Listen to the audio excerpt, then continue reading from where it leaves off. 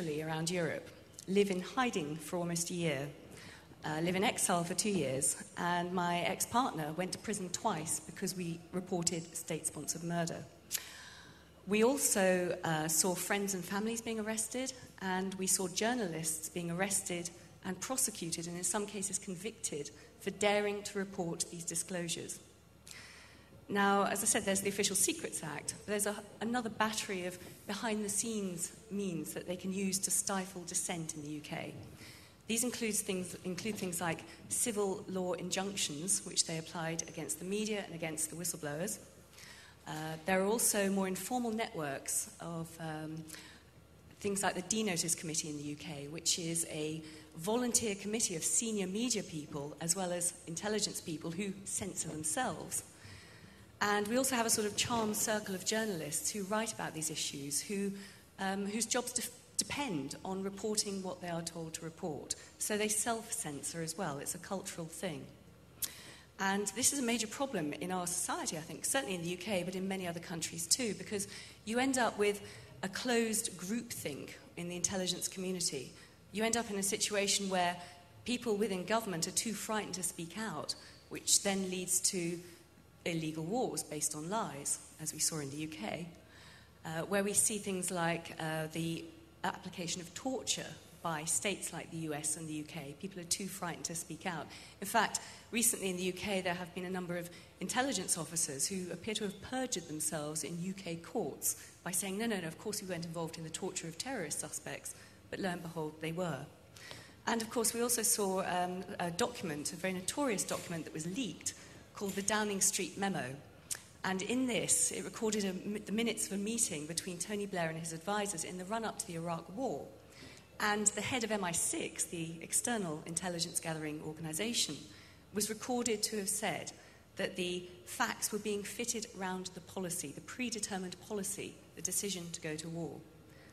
Now, this is why we need whistleblowers. This is why we need leaks, so that we can hold the governments and the intelligence agencies to account. This is what our media should be doing, but they're frightened of. And I really wish that Wikileaks had been established in 1997 rather than 2007.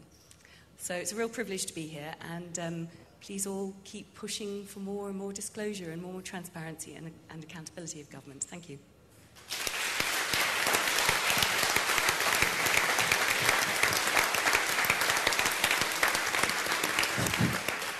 Hello, can everyone hear me? Good. So at Wikileaks, we are kind of a canary in the coal mine because we specialize in taking material that is censored or is legally injuncted, that is classified, that people really don't want revealed, and presenting it to the world. About once every 2 weeks, someone threatens to sue us, and that goes forward to a next level about once every month. However, we started out under the basis that the least transparent governments in Africa and the former Soviet Union were the ones that would benefit the most from publishing revelations, getting stuff out to the public, revealing corruption. But it turns out it's a global problem. When money is laundered from Kenya by the president, it goes into Swiss banks, it goes into London banks, it goes into property in Australia. Similarly, censorship is a global problem. Censorship is, in fact, at a technological level, led by the West. So-called democracies like the United Kingdom have secret courts with secret court hearings that produce secret orders demanding that the press censor papers. They've demanded it of us. We've released some of those court papers. And now, as every form of media moves onto the internet, newspapers, TV, the communications between political parties and their supporters, the communications between every individual here in this room, we find a position where technological censorship is able to affect probably what will be every media in the world. Now, some of you may have known that we've released detailed secret blacklists of censorship from many countries, many times, in fact, from Thailand, from China, from Australia, from Norway, from Denmark. and we hope from Germany later on. These countries swap information on these lists, and when the lists are secret, when they're kept out of sight, there is no transparency.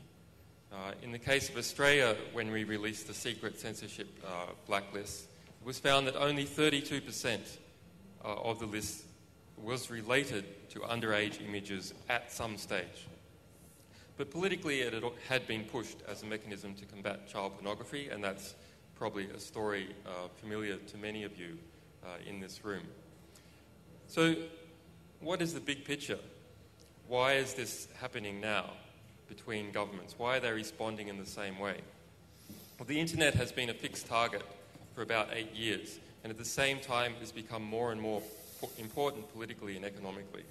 So these power interests in the various countries have been moving together to try and take control of something that threatens their interests.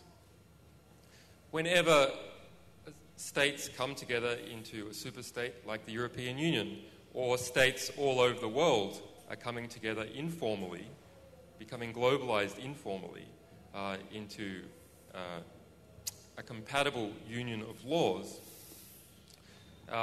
you have a situation where the new standard is to be defined. And that's the battle at the moment. What is the new standard for publishing freedoms? What is the new standard for communication? We're protected somewhat by placing our information in different states, by playing one state off against another. But as you can see what's happening with Europe, a new standard is being developing that's compatible between countries. And we will see a new legal standard compatible between most of the industrialized countries of the world. So is that standard to be the standard of China? Or is it to be the standard of the Netherlands? Is it to be the standard of the most free country or the least free country? So we have an opportunity to push that standard to be the union of press protection freedoms, the union of whistleblower freedoms, and the union of communications freedoms, and not their intersection.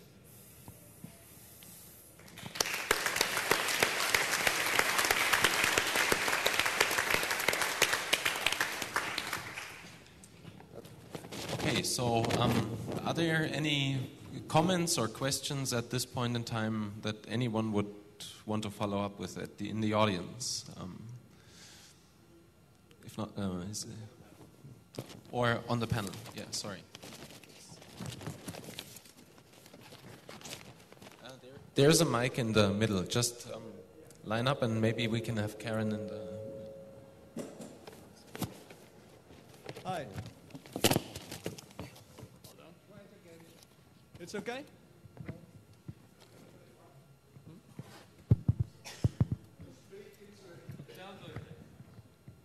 Like that.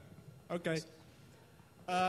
It's just a little remark about Annie's comment of the OSA, the Official Secrets Act. It's basically implemented here in the Netherlands as well. Just a couple of months ago, 2 journalists were detained from the Telegraaf newspaper who released state secrets, which basically, I believe every journalist has the duty to release state secrets if that is to the general interest of the public. So just want to point out to everyone in the audience that it is happening here as well. So